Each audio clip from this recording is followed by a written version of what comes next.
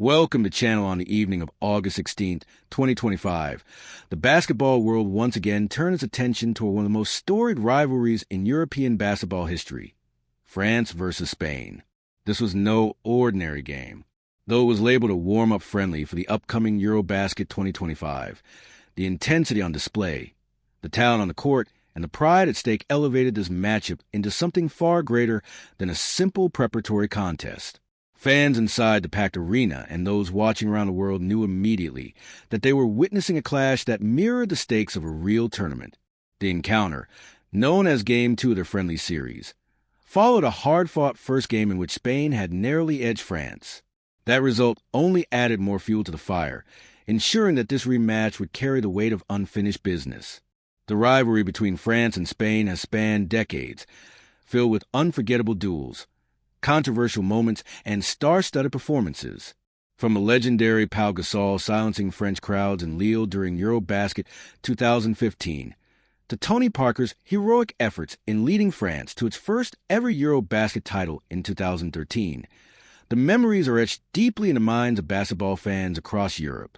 Every time these two nations meet, it feels like the continuation of an ongoing saga, one chapter seamlessly feeding into the next.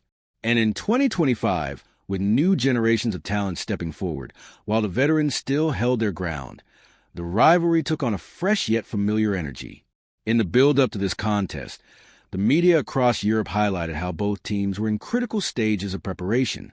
Spain, guided by head coach Sergio Scariolo, was blending the experience of its older stars with the vibrancy of rising players eager to cement their spot ahead of the EuroBasket tournament. France, under Vincent Collet, faced a similar balancing act, nurturing the brilliance of its established core while integrating young standouts who represented the future of French basketball.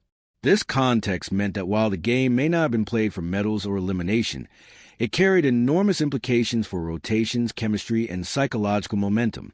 Neither side wanted to hand the other even a sliver of confidence heading into the tournament. The French roster drew significant headlines for featuring Victor Wembanyama, the generational 7'4" talent whose rise in the NBA had made him a global phenomenon. His presence instantly elevated France into a contender for any competition. Alongside him, the French team boasted experienced guards such as Nando de Colorado, the versatile forward Nicolas Batum, and the energetic scoring threat Evan Fournier. Complementing these veterans were younger talents like Bilal Coulibaly and Elio Kobo, each eager to show they could perform under the spotlight. On paper, France looked loaded with a mix of height, skill, and defensive intensity. Spain countered with its own formidable lineup. Though the Gasol brothers and Rudy Fernandez had retired, the team was far from depleted. Usman Garuba, Santi Aldama, and Juancho Hernangomez represented the new generation of Spanish frontcourt power, while Lorenzo Brown and Ricky Rubio, the veteran maestro who had returned to the national setup, orchestrated the offense. Willie Hernangomez, a dominant inside presence, added rebounding and scoring punch.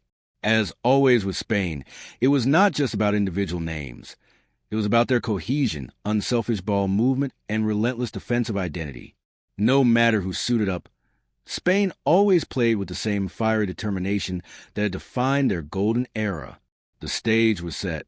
The arena buzzed with anticipation as French and Spanish supporters filled the stands, waving flags, chanting songs, and drumming in rhythm. The national anthems were delivered with passion, and the players stood tall, eyes fixed on the challenge ahead. When the opening tip went up, the game immediately carried a weight and urgency that belied its friendly label.